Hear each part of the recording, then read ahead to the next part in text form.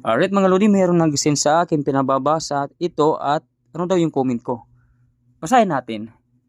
Kanang security guard mura nagbarangay tanod, behave na sila, period. Ang pulis labaw pas tanod. Ang uban nila manulis, manghostage, maggons ug uban pang ngilngig nga sindikato, period. Unya na ay guwapo. Ano daw yung comment ko at ito yung sinindi na picture sa akin. Hindi na ako mag-comment nito kasi alam ko sikat na to eh. Ang masasabi ko lang no, huwag tayong basta-basta magpo-post sa social media. Kasi po, maraming mata dyan.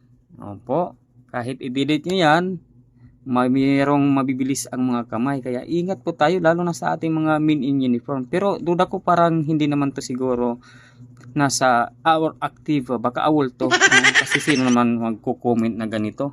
Yan, kasi tri-bureau tayo.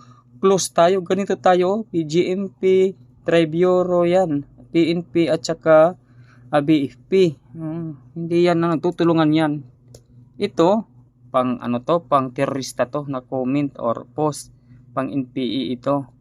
Ito sigurado ako wala to, hindi na to active. Kung active ka man ngayon, naku, sikat na ka.